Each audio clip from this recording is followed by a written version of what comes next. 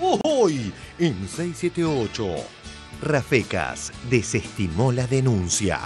Vuelve el juez de la causa de su descanso anual y tiene que decidir qué hacer con esta denuncia, qué hacer con lo que le planteó el fiscal.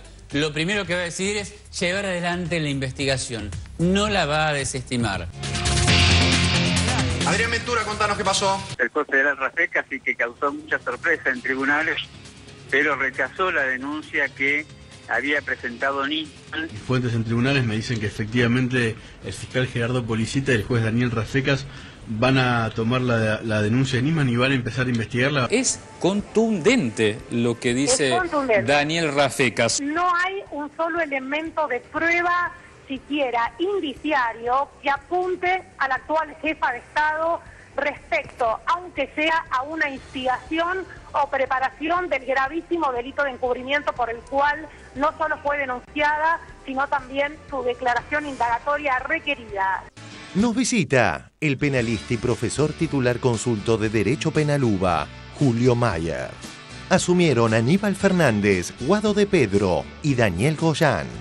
Contador, doctor Aníbal Domingo Fernández, juráis por Dios y por la patria, sobre estos santos evangelios, desempeñar con lealtad y patriotismo el cargo de jefe de gabinete de ministros. Sí, juro. Si así no lo hicierais, Dios y la nación os lo demandan.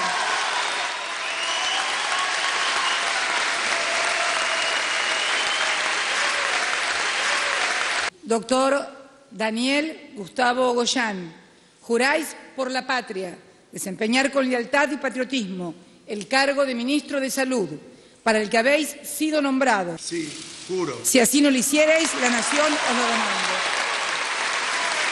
Gracias.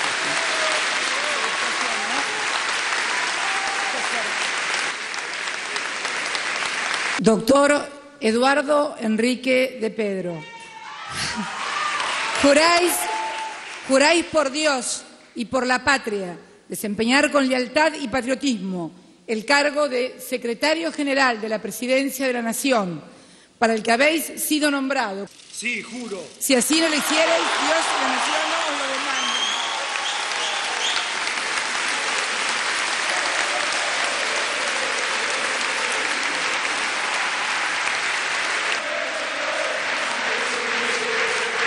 Un nuevo acto fallido potencia los anteriores. Deberían estar mis huellas. Dijo que deberían estar en el arma porque él le asesinó al fiscal, Le enseñó al fiscal cómo usarla. El tema del acto fallido, de esta cosa por la cual uno de golpe dice la verdad compulsivamente sin controlar su inconsciente, ¿no? Se supone que se expresa el inconsciente en las palabras que le salen por error. Entonces, ahí hay muchísimas medidas, pero ahí vemos cómo va a ser la marcha opositora. A las 6 de la tarde va a comenzar la marcha opositora. El gobierno la califica de marcha opositora. ¿Cómo va a ser la marcha de los fiscales? Sigue desarrollando justamente toda la teoría del encubrimiento el fiscal Policita. Hace mucho hincapié también en las mentiras del fiscal. En las mentiras del canciller. ¿Estiuso le pudo haber manejado tanto la causa a Nisman como para haber escrito un bodoque y dárselo hacia el fiscal, como dice Aníbal Fernández? Falso. No, esa causa la escribió Estiuso. Nisman. Esto va ahora para 678. La información actualizada en el 13, hasta hace unos minutos estaba hablando la fiscal Fein, después de admitir que fue un error y que el borrador de Clarín efectivamente figura en la causa. La procuración está operando a la fiscal. Hay muchos fiscales que piensan esto que le pasó es una operación de prensa, es una operación de la procuración de la nación hacia la fiscal. Paluch, el campeón de la estigmatización. Buen día, intendente. Lo felicito ahí con la inauguración del municipio. Muy felices, un hecho histórico para la ciudad, ¿no? Berazategui es un municipio joven, ¿no? ¿Y no hay mucho plan por ahí? No, hay cooperativas de Argentina Trabaja. Pero laburan, disculpe que a lo mejor soy un prejuicioso, le pido disculpas, ¿eh? Pero laburan, disculpe que a lo mejor soy un prejuicioso, le pido disculpas, ¿eh? No laburan mucho menos que algunos municipales que cobran y que tienen estabilidad. A usted en Berazategui, por ejemplo, ¿cuántos tiene de Argentina Trabaja? 3.000 cooperativistas de Argentina Trabaja y tenemos 3 viveros municipales donde ellos trabajan, tenemos una herrería, tenemos un taller de costura, tenemos la bloquera que hicieron los bloques con los que ayer inauguramos el playón del edificio. 678 y lo que nadie pregunta. Un eslogan polémico lanzó Cobos 2015, vuelve la democracia. Tweet de Julio Cobos. Volvamos. Afiche. Vuelve la democracia. Cobos 2015. UCR. La democracia del bienestar, del federalismo. Que vuelva la democracia significa que ahora no hay democracia. Pero tomarlo en el sentido de lo que estamos diciendo, ¿eh? Léelo bien. Lo leímos bien, dice vuelve la democracia. Bueno, sí, vuelve la democracia esta. Pero no significa que esto no es una democracia. Bueno, pero no lo tergiversé. Es un eslogan que han hecho los chicos creativos que tenemos en las redes. Y bueno, es eso. ¿Coincide, está de acuerdo con este eslogan? Que necesitamos más república, necesitamos más federalismo. Esa es la democracia que queremos construir. Esta no es que es la vuelta, es así. Léelo así, piensen alguna vez bien. ¿Eh? Bueno, hay que ver si ese eslogan tiene buena intención. Bueno, ya está, lo largaron los chicos. La culpa la tenemos nosotros. No, ustedes no, pero no lo tergiversen. La interna neoliberal revaloriza el homenaje a Néstor en su cumple 65. ¿Sabe lo que pasa? Si entendemos que el próximo presidente de los argentinos va a ser un presidente que lo va a recordar la historia, porque tiene que refundar la Argentina. Todos estos pingüinos van hacia el mar, que está a la derecha.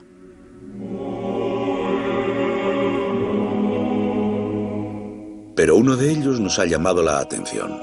Se viene el surdaje. Hay que dejarlo tranquilo, que siga su camino. Hay un pingüino que no se rinde. Lo que se ha dicho es que Kirchner es un futuro candidato a la presidencia de la Nación, compitiendo con Reutemann, De la Sota y el mismísimo Carlos Saúl Menem para el 2003. Pero yo tengo la responsabilidad de gobernar mi provincia, pero es hora que tengamos la vocación de salir a luchar firmemente por las ideas que tenemos y ojalá pudiéramos.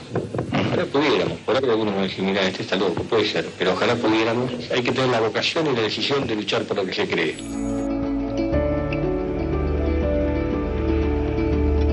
Yo, Néstor Carlos Kirchner, juro por Dios desempeñar con lealtad y patriotismo el cargo de presidente de la Nación y observar y hacer observar fielmente la Constitución de la Nación Argentina. Reafirma el rumbo 678.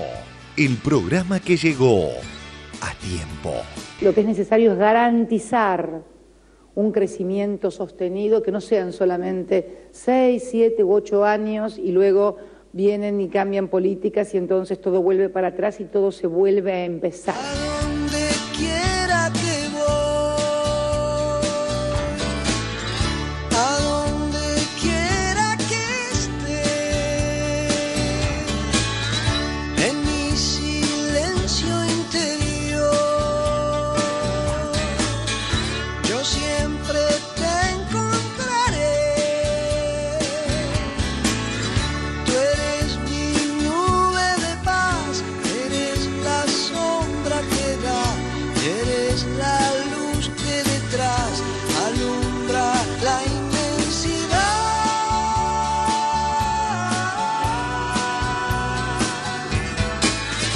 A donde quiera que voy, a donde quiera que esté, yo siempre escucho tu voz, hablándome para bien. Tu nombre brilla en la luz, el eco lo hace sonar y desde el norte hasta el sur parece todo abarcar.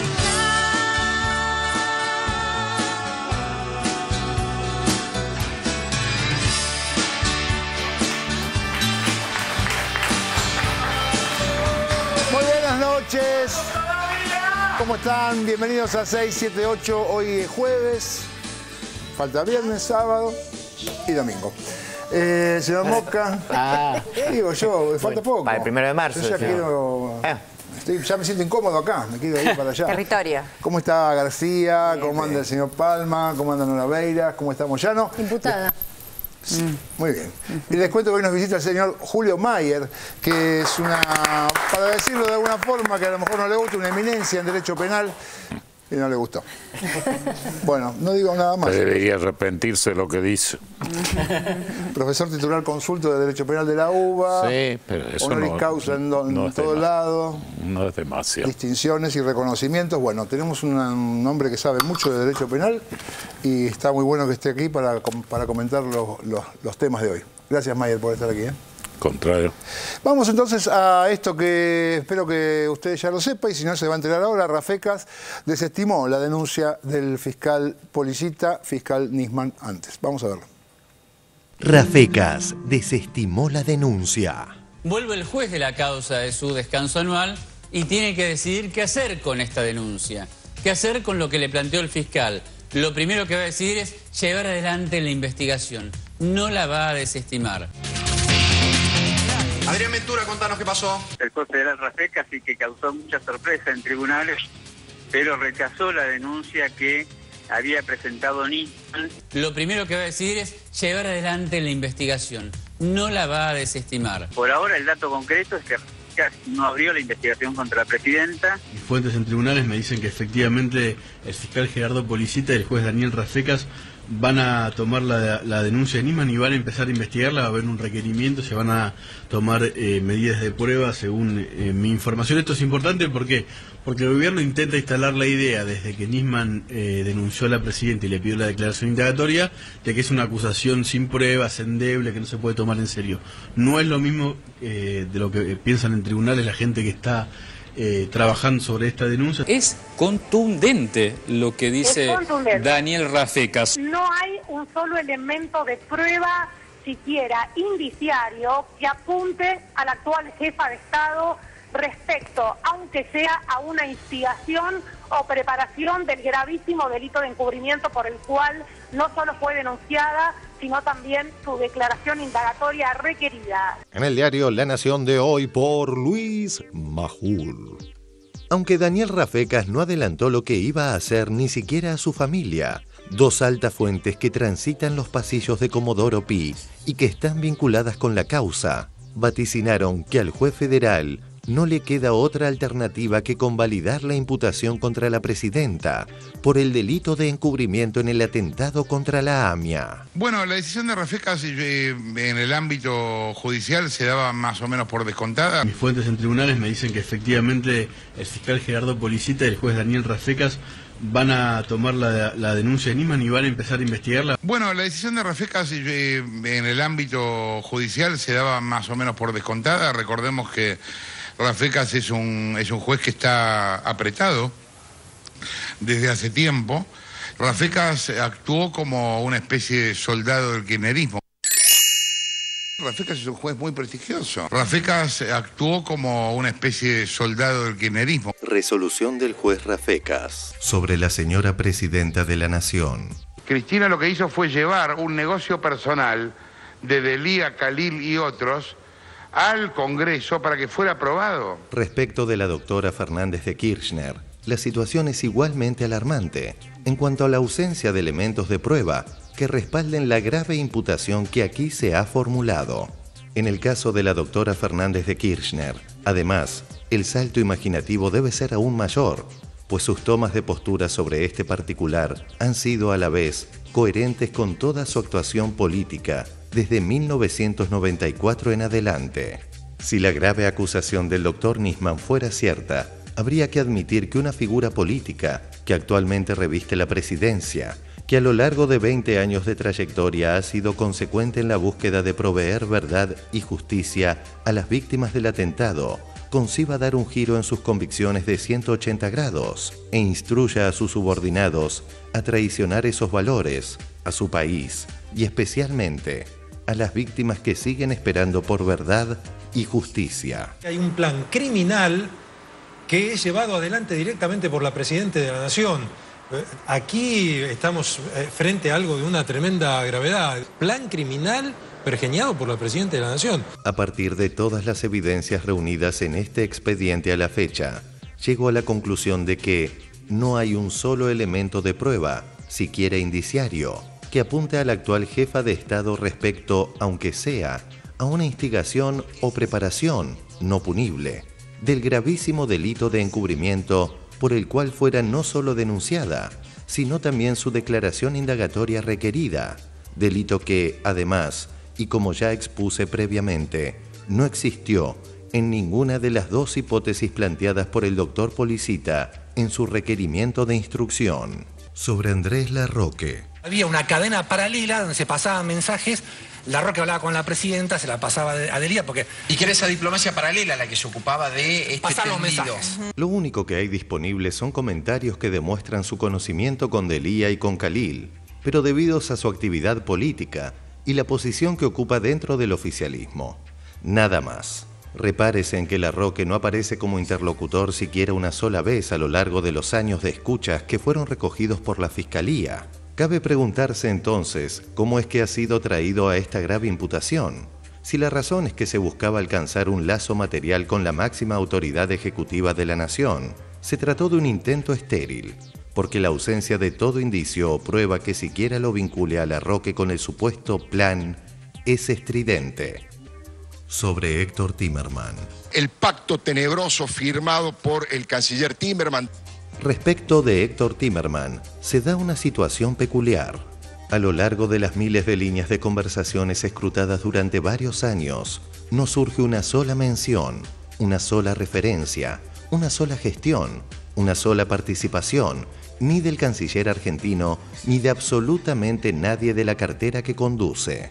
No hay una sola vez en la que la Cancillería argentina aparezca envuelta en lo que Nisman denominó la diplomacia paralela de facto. A la presidenta y al canciller en un encubrimiento y en una relación nada clara con Irán. Si hay algo que surge del resultado de las escuchas, es que Timerman y en definitiva la diplomacia real, lejos de ser un aliado de estos individuos, eran justamente el rival a vencer, a derrotar, a torcerle el brazo. Comprometidos son los funcionarios, la comprometida es la denuncia es Cristina, el comprometido es Timerman. Desvirtuada por completo la infundada versión del fiscal Nisman, según la cual Timerman habría hecho gestiones en Interpol para dar de baja las notificaciones rojas, con escuchas telefónicas que, lejos de complicarlo, lo reivindican a él y a la cartera que conduce. No queda más que afirmar aquí, al igual que en los dos casos anteriores, que no existe una sola prueba, un solo indicio que conduzca a sostener la hipótesis fiscal, ciertamente agraviante y mortificante, de que Héctor Timerman haya siquiera instigado o preparado el camino tendiente a la configuración de un encubrimiento en el atentado a la AMIA. Sobre Luis Delía. Delía está hasta las pelotas, lo tengo grabado diciendo un montón de cosas y hablando en nombre de la presidenta. Eso te reveló el fiscal Nisman. Sí, exactamente, sí.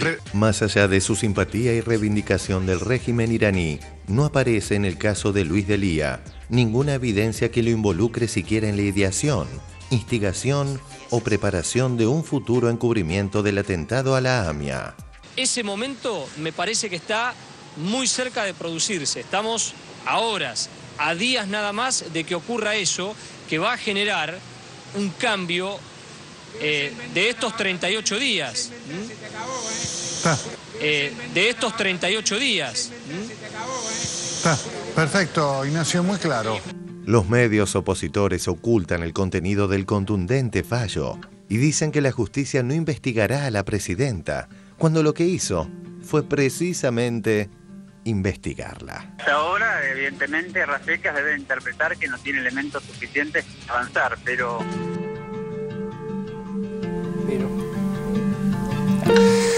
Bueno, a ver, menos mal que lo tenemos a don Julio Mayer acá. En principio, la pregunta es, porque con esto creo que es lo que va a venir en estos días, ahí uno de los dos pesos pesados de Radio Mitre decía que Rafecas actuó como un soldado del kirchnerismo. Permítame, en cierta manera, digamos, la familia judicial no tiene Nada que envidiarle a la familia periodística tampoco. Parece ser que no sé cuál será más mala de ambos, pero yo soy un crítico de la familia judicial, pero reconozco al ver lo que pasa, lo que dicen los periodistas, que si estuviera dentro del oficio también diría exactamente lo mismo de los periodistas. Con la diferencia que los periodistas utilizan un lenguaje bastante más cotidiano, digamos, que los jueces. Sí, por lo que se ve. Y permítame decir también, previo a cualquier cuestión, que el juez Rafecas es una persona de bien. Yo no lo conozco como juez, mi conocimiento de Rafecas es académico, universitario, pero es una persona de bien que de ninguna manera va a dictar un fallo, ni por amistad, ni por ideas políticas, de ninguna manera. Y por otra parte, si alguien no está convencido de eso, la lectura atenta de todo el fallo, de toda la decisión, lo sacaría de esa duda directamente. El juez Rafecas ha examinado todo lo que la denuncia de Nisman tiene, a mi juicio sin razón. Yo hubiera sido muchísimo más sintético. Yo estoy antes de lo que dice el juez Rafecas. Yo no hubiera tenido que examinar elementos de prueba, y en cierta manera lo hice en el primer artículo anterior a la muerte del señor Nisman. En ese artículo yo no necesité nada más que el hecho descripto en la denuncia. Más allá de si es cierto, incierto, qué sé yo, suponiendo que todo el hecho fuera cierto, yo dije la denuncia es ridícula directamente. Creo que también lo dice el doctor Rafecas. Porque no configuraba delito. Exactamente, porque lo que ha relatado el señor Nisman no es de ningún punto de vista un delito de acción pública. La denuncia, entre comillitas, la denuncia es siempre como definición universal la comunicación a un funcionario competente de la existencia de un delito de acción pública. Pues esto es lo que no tiene la denuncia Nisman. Más allá de la prueba, de que sea verdad lo que dice, más allá de todo, el doctor Rafecas ha considerado imprescindible referirse a la prueba presentada por el señor Nisman y por otras personas. Yo ni siquiera eso. Yo no puedo hacerlo porque yo no soy juez del caso, de tal manera no conozco todas las minucias que conoce el doctor Rafecas, pero me hubiera bastado con lo que he leído como descripción del hecho. De tal manera que en lugar de 50 páginas o algo por el estilo que tiene, a mí creo que me hubieran alcanzado 3 o 4, más de eso no. Yo hubiera dicho claramente que no existe la comunicación a la autoridad competente de un delito de acción pública, por lo tanto no pueden abrirse las puertas de la persecución penal si usted no describe un hecho que supone real que constituya delito. Claro. Y yo no veo esto en la denuncia del señor Nisman. Va a tener problemas Rafecas porque, por lo que acabamos de ver, acaba de determinar que Viñaski, Majula, Nata, Leuco, Santoro, etcétera, son todos unos mentirosos. O sea, con lo cual quedan en un lugar bastante complicado. ¿Puedes decir que se van a hacer problemas? No, que se va a enojar con Rafecas. Bueno, ella, la Nata, lo llamó, esto que veíamos recién, soldado del kirchnerismo. Claro. Y recordemos que no es él no es un juez que haya tenido permanentemente las mejores vinculaciones con el kirchnerismo. Tuvo un inconveniente con el vicepresidente Boudou, lo sabe todo el mundo, con lo cual en ningún momento... yo le quería preguntar al doctor Mayer una cosa, porque hoy lo escuché que dialogaba con el doctor Ciafardini. Te pido que hables más fuerte, sí, porque me acaban de robar los audífonos. Hoy lo escuché en una radio, en Radio del Plata, que dialogaba con el doctor Ciafardini, y los dos iban al mismo punto de que se hubieran tomado mucho menos trabajo de todo lo que se tomó. Para mí hubiera sido menos. Lo que quería preguntar es, conociendo a la familia judicial, si en realidad lo que Rafecas no hizo fue justamente explicar de más, sabiendo que iba a haber muchas críticas. No se puede decir de más. El doctor Rafecas consideró necesario lo dice él mismo, dada el resultado político del hecho de la denuncia, y esto es cierto, hay que ser sincero, yo no me imagino una denuncia contra, por ejemplo, Angela Merkel en Alemania, hecha por un fiscalito, no me lo imagino, francamente. Yo supongo que si había que hacerlo, seguramente lo hacía el fiscal general alemán, directamente el general de todo. Hubiera ido este fiscal a decirle al fiscal, mire, yo considero, y lo hubiera sometido a su crítica directamente. Pero bueno, acá funciona de otro modo, porque acá la teoría de que los fiscales son autónomos ha ganado un espacio.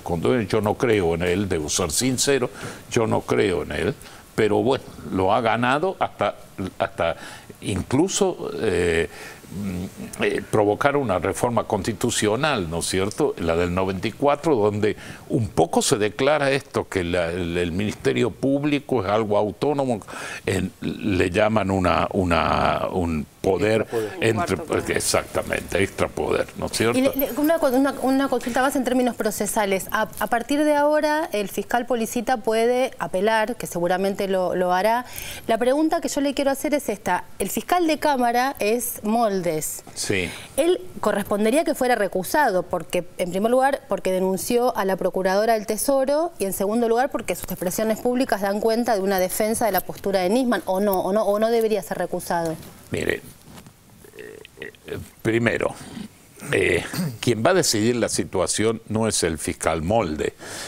Y también es un error, debido a eso, de que los fiscales son considerados prácticamente como segundos jueces, que las reglas de recusación se refieran íntegramente a ellos como si fueran jueces. En realidad no es así en el derecho universal.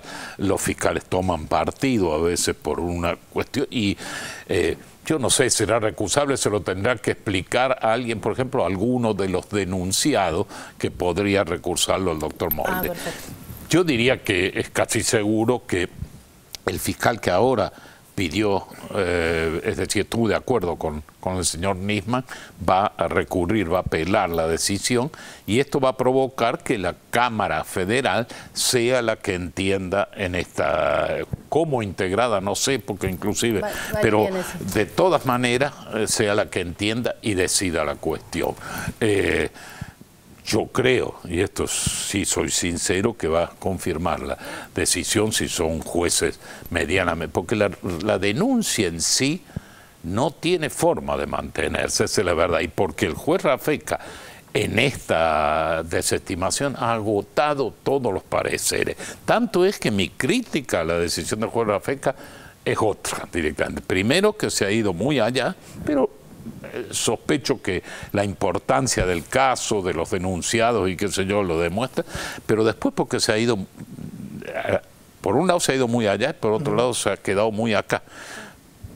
Yo acabo de decir en el informativo de Canal 7 que la crítica mía a la decisión de Rafeca es que no haya denunciado algo que yo creo que el juez Canicova Corral puso en claro, que es que él no autorizó escucha alguna. Y la intromisión de las escuchas en la vida privada de ciertas personas, yo no sé cuántas escuchas son, ni me he puesto, apenas si he leído de corrido la decisión. Si no, ¿cómo? Parece que son muchas las escuchas. Por eso, parece que son muchas. Pero me acaba de decir mi colega, que también estaba invitado al informativo, que hay alguna escucha que dice que venía autorizada desde hace 4 o 5 años al señor que es de la colectividad iraní o árabe, no estoy seguro. Me dice, yo no conozco esto, pero si como parece en el escrito, estas escuchas son ilegítimas en el sentido de que no fueron autorizadas, es decir, solicitadas y autorizadas por algún juez, habría que ver a quién, no solo al señor Nisman, porque el señor Nisman era ayudado por una serie de gente que también son colaboradores cuando se procede mal, ¿no es cierto? Claro. ¿Y a Policita también, o no? No tengo la menor idea. Policita es el fiscal que asegura. Lo que ellos cometen es cierto, también lo dice el fallo del doctor Rafeca. Pareciera ser que ellos conocían todas estas cosas que dicen desde hace 2 o 3 años. Los funcionarios públicos tienen la obligación de denunciar un delito, no bien conozcan ese delito, y mucho más los fiscales. Es decir, no pueden esperar hasta tanto reúnan ciertas... No, lo que tienen que hacer es denunciar. Y si conocían todo esto, que la presidenta y el ministro y algunos colaboradores y todo esto, yo vería de cuándo son esas escuchas, estaban amotinados para conseguir que las órdenes de detención internacionales no funcionaran, debieron haberlo comunicado en su oportunidad con una denuncia. En verdad, yo creo que nunca tuvieron plafón para hacer esto, esta es la verdad. A ver, Cintia. Sí, 80 páginas, alrededor de 80 páginas es el documento de Rafecas. Rafecas, evidentemente, sí, sigue otro camino argumentativo, que es desmenuzar la denuncia de Nisman y la elevación propia de Policita. Aún, lo que hace además es buscar contradicciones en los recortes periodísticos. Se toma ese trabajo, lo vimos en el informe, pero hay un dato muy importante, a mi entender, lo consulto con usted, Julio, que es que en un momento, más allá de la página 50 y pico de la desestimación de la denuncia, lo que dice Rafecas es que había otros documentos de Nisman que él tiene conocimientos, que se lo entrega la unidad AMIA, ¿no? La nueva unidad de investigación AMIA, que esos documentos estaban en conocimiento por lo menos de 5 letrados del equipo de Nisman. Sí. El primero de esos documentos era pedirle al Poder Ejecutivo que instrumente ante Naciones Unidas los mecanismos compulsivos para detener, extraditar y detener a los iraníes acusados. Pero luego, cuando se firma el acuerdo, el memorándum de entendimiento, él desestima ese camino, en la investigación AMIA, ¿no? Desestima ese camino y elabora 2 documentos que están fechados en diciembre y enero, diciembre de 2014, enero de 2015. Ahora, recientemente, esos documentos decían, uno era por el caso de que Irán ratificara el memorándum de entendimiento y el otro era para el caso de que no lo ratificara.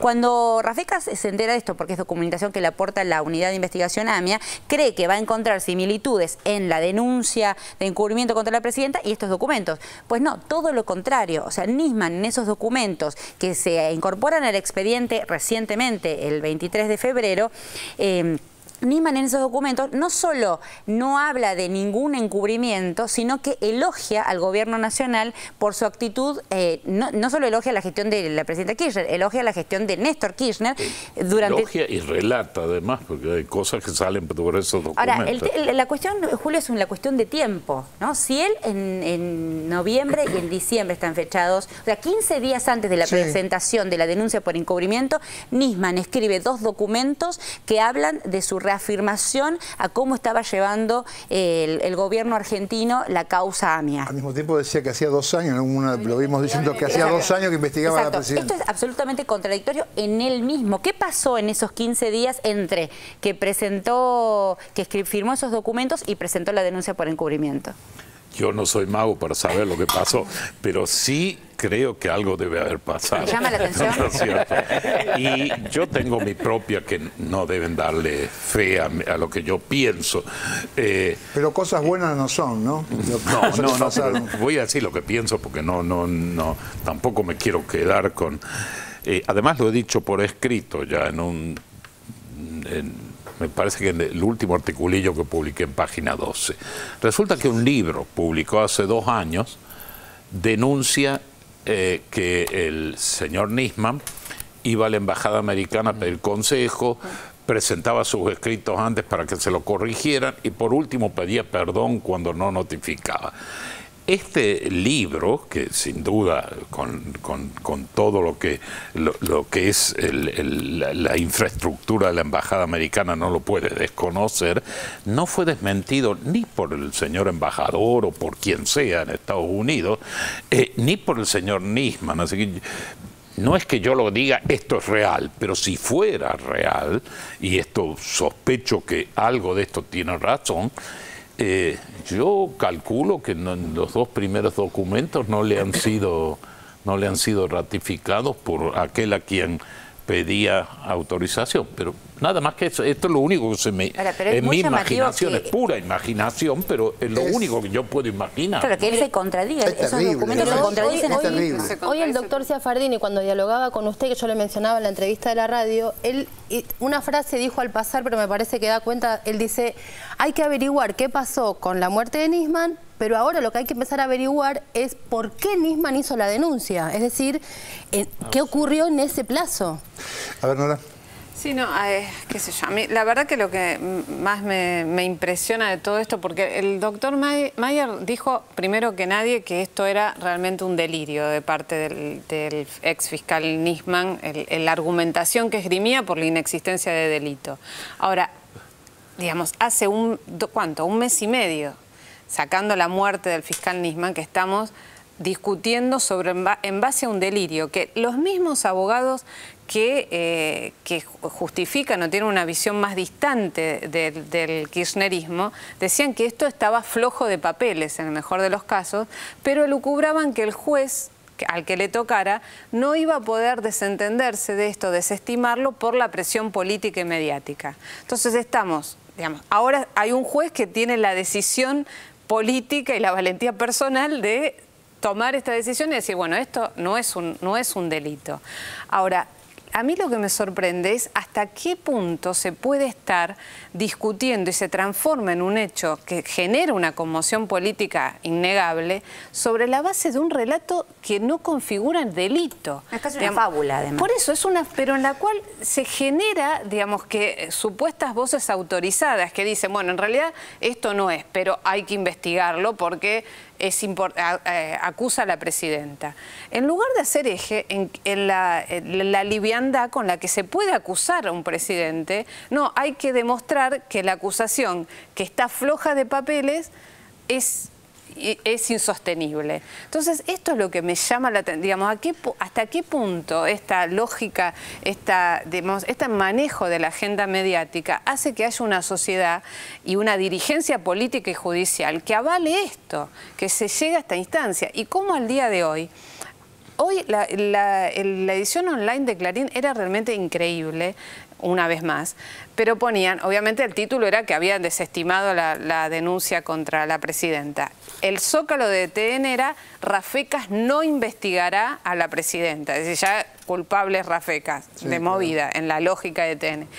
Pero el documento que adjuntaban, el PDF que adjuntaban, no era el de la resolución del juez Rafecas, sino el de la denuncia del fiscal Nisman.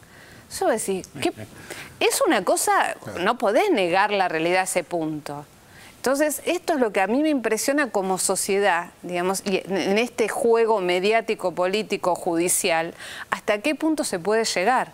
Porque ahora están con, bueno, ¿qué van a decir los peritos de parte de Arroyo Salgado, ¿no? Y qué pasó en el departamento del fiscal Nisman. Entonces realmente es muy difícil desarticular, pero sí, esto es desmenuzar la desestimación de Rafecas no lo van a hacer. No lo van a hacer, obviamente. No, atacan a Rafecas. Entonces ahora el tema es, Rafecas es cuestionable, porque, no sé. Y porque no hizo lo que ellos querían. Porque no hizo lo que ellos querían. Estaba ahí, se lo mandaba. Sí, yo creo que, a ver, no, perdón. Don Julio. Digo, sus colegas creo que están jugando con algo que es normal. Hoy me hablaron, ni me acuerdo quién me habló a la 1:30, me dijo, queremos que nos explique esta decisión del juez Rafecas. Yo ni sabía de qué estaba hablando. Me dijeron, el documento lo tienen tal, o cuando fui y vi que tenía 80 páginas más o menos, le dije, mire, me tiene que dar tiempo, yo no conozco lo que es esto. No todo el mundo está dispuesto a leer 80 páginas, muy aburridas por otra parte.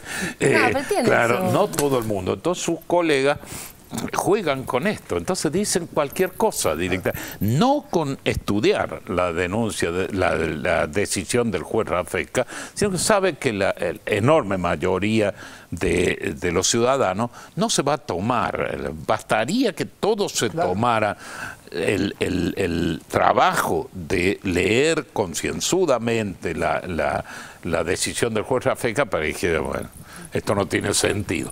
Pero bueno, porque Rafecas se ha ido al otro lado directamente. En lugar de explicar que este no es delito, ha dicho, pero ni tampoco, aunque los hechos resulten probados, ni siquiera eso pasa acá. ya les digo, a mí me resulta un poco ridícula la situación, pero es nuestra. Yo me imagino qué haría falta en un Estado serio para agarrar e imputar como criminal al jefe del Poder Ejecutivo, se llame primer ministro, se llame como se llame, directamente, y a un ministro. Sería muy difícil. Además, por una cuestión de seriedad, si a algún fiscal se le ocurre esta situación y está dudoso, iría a consultar con el fiscal superior a ver si él autoriza y critica la denuncia. Le explicaría primero. Acá no sucede esto, acá cualquiera larga lo que tiene ganas. Es difícil de entender. Yo creo que lo explica es la naturaleza de la política argentina de estos años. Es decir, un bloque político, social, enfrentado y resistente a las políticas del gobierno desde el 2013 en adelante, ha resuelto delegar la función de enfrentar al gobierno en segmentos de ese bloque que no son los que tendrían que hacerlo. Porque esa es la función de la política. La función de la política, yo sé que el Poder Judicial tiene en su interior política y que los medios tienen y no pueden dejar de tener política. Pero hay un sector de la sociedad que tiene que hacerse cargo políticamente de los conflictos. ¿Y qué es lo que ha pasado? Que los medios de comunicación han generado, digamos, la denuncia ya lo dijimos desde que ocurrió, es una denuncia generada y compuesta en el estilo mediático. Es un periodismo para todos, digamos, puesto en la escena judicial. Eso va muy bien cuando se trata de vociferar, de atacar, de insultar a la presidenta. Eso funciona, convoca marchas, genera estados de miedo, de incertidumbre. Ahora, cuando un juez que tiene un juez, un fiscal, un operador del sistema judicial, tiene que asumir la responsabilidad de poner su firma sobre un cachivache, sobre un monigote que ha sido completamente construido y montado para efectos políticos desestabilizadores, pasa lo que pasa. Si tiene la mínima seriedad, el caso de Rafecas, aún así, aunque la seriedad que alcance sea mínima, hay que saludar lo del fiscal, lo de juez Rafecas, porque lo que hace es poner el hombro, poner el cuerpo en una escena que no le va a traer ninguna satisfacción, porque va a ser a partir de ahora el nuevo blanco de los ataques de esta gente que esta gente, la verdad que la palabra sinvergüenza les queda chica, digamos, ¿no? A los tipos que hemos visto en el informe. Vamos a otro tema y después volvemos a este. Hoy, también, si usted no lo sabe, hubo cambios en el gabinete, hubo jura de ministros y la presidenta dijo algunas palabras así, vamos a verlo. La asunción de Aníbal Fernández, Guado de Pedro y Daniel Goyán. Las palabras de Cristina. Sé que no se acostumbra a que el presidente o la presidenta hablen en la ceremonia de asunción de algún ministro. Pero quiero, como toda costumbre alguna vez debe ser rota, para que siga siendo costumbre, porque para eso se plantea la excepción. Quiero hablarle a dos compañeros que se van hoy del gabinete, a Juan Mansur y a Coqui Capitanich. El doctor Juan Mansur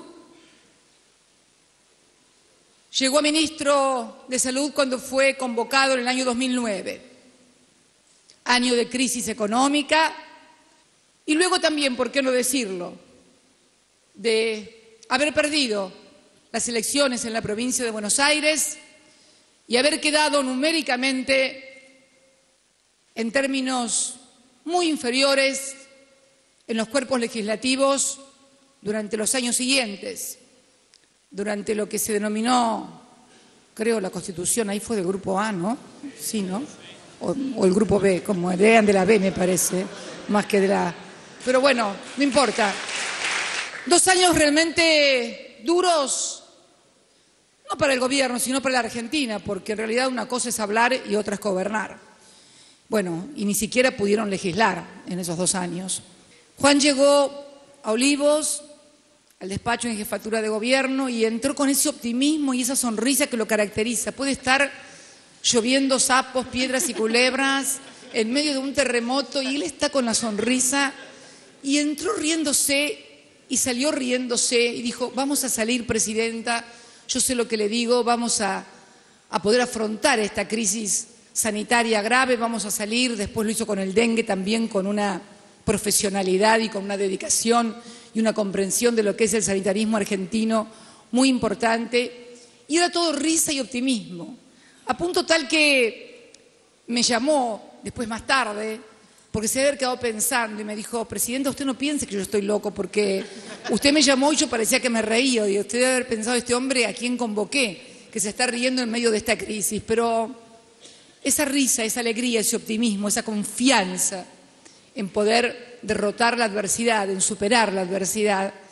es lo que nos hace falta a todos los argentinos en todas las áreas y en todos los tiempos. Y lo vino a acompañar a Néstor y a mí en momentos muy difíciles y lo hizo además muy bien. Hoy se va también para cumplir otra tarea importante en Tucumán, para pelear por su Tucumán también, para estar allí en el cargo de vicegobernador. Por eso quiero agradecerle profundamente. Otro momento, tal vez no de las características del 2009, fue durante el año 2013, durante el año que tuve el episodio de salud más grave, hasta ahora toco madera de mi vida, nunca sabe lo que le depara el destino. Y bueno, y ahí fue cuando lo convoqué a Coqui, también vino Axel, y la verdad que yo lo conocía como senadora, cuando como presidente de la Comisión de Presupuesto y Hacienda lo mandábamos a que por ahí hablara durante 2 o 3 horas porque había que reunir los números, ¿te acordás, Miguel? Y él aguantaba 3, 4 horas y los dormía todos, a nosotros también. Pero cumplía el cometido y lográbamos el quórum y las leyes salían. Y la verdad que debo decir que cuando lo conocí y vi cómo trabajaba, cómo se metía en cada uno de los temas, cómo lo llevaba hasta el final, hasta lograr la solución, cómo trabajaba todo el tiempo, a toda hora, cómo a primera hora de la mañana estaba frente a los trabajadores y trabajadoras de la prensa, que siempre se quejaron de que no tenían quien les hablara en el gobierno, y cuando llegó quien les hablaba todos los días también se quejaban, así que bueno, en fin. Y cuando llegó me di cuenta por qué habías ganado las elecciones para gobernador en el Chaco cuando nadie apostaba 2 pesos por vos después de años de dominio de la oposición de esa provincia. El trabajo, el esfuerzo, el compromiso, la lealtad y las convicciones. Entonces, por eso quería hoy hablar también y recibir a los nuevos integrantes. No vas a estar solo, Axel, vas a tener otro más, porque también estuve leyendo ahí que ahora la Campra, no sé qué cosa. ¿Y Axel de dónde es? ¿De Defensores de Villa Domínico? No sé, pero la verdad que, bueno, pero siempre hay que decir algo. Siempre hay que decir algo. Siempre hay que decir algo. Siempre hay que ver, asustar a la gente, o hacerle no sé qué cosa. Yo quiero decirles a todos y a todas que tenemos que estar todos muy tranquilos, muy serenos, muy firmes y tener, como decía él, la certeza de que cuando uno dice la verdad, que cuando uno hace las cosas que piensa, aun cuando puede estar equivocado, porque obviamente uno puede pensar que las cosas son de una manera o que hay que hacerlas de una manera y pueden ser de otra y puede equivocarse, pero lo importante es hacer las cosas convencido de lo que uno está haciendo es lo mejor que le puede ofrecer a su patria, a su país, a sus compatriotas. Y yo creo que, bueno, los hombres que hoy se incorporan y me acompañan, Aníbal, Guado, el doctor Goyán, no tengo tanta confianza como para decirle Daniel, no lo conozco tanto, pero bueno, creo que tienen eso, convicciones y mucho respeto por lo que piensan ellos, por lo que piensan los demás, pero al mismo tiempo también que todo el mundo tiene que saber que defender lo que uno piensa y lo que uno siente no significa faltar el respeto a los demás, simplemente ser coherente con lo que uno ha vivido y ha sentido toda su vida. Muy bien, a ver, señor Palma, ¿qué me cuenta? Sí, bueno, la presidenta creo que lo fue contando bastante bien en el contexto en el cual aparecieron algunas de estas figuras, especialmente la de Capitanich, eso, en un momento en que se demandaban voces, y Capitanich adoptó esa práctica tempranera, ¿no? de recibir a los periodistas y responder a todo. Creo que sin duda la fecha tenía fecha de vencimiento, ese lugar que ocupaba Capitanich, porque él tenía que volver a su provincia. Claro. Provincia que también, digamos, a partir de una relación que él tiene bastante conflictiva, que por lo menos con su vicepresidente, que ahora aparentemente habrían... vicegobernador.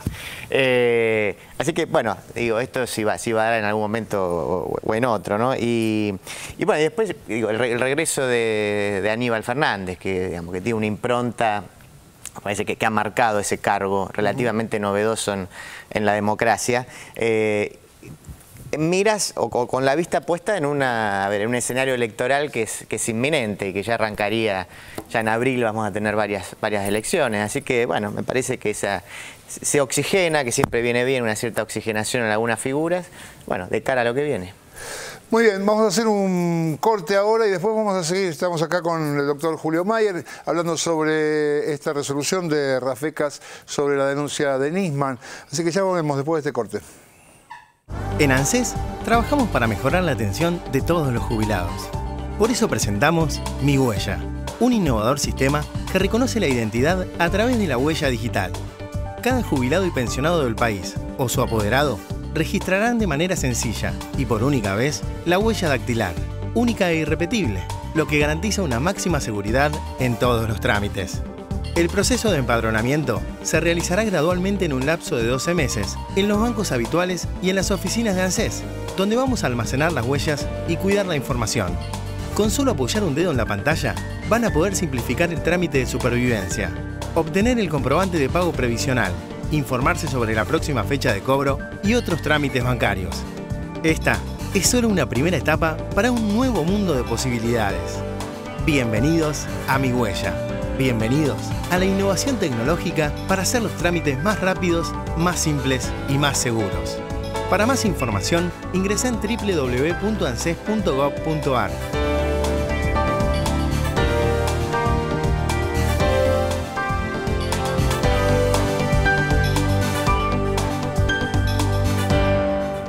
Quiero verte sonreír un poco más de lo normal.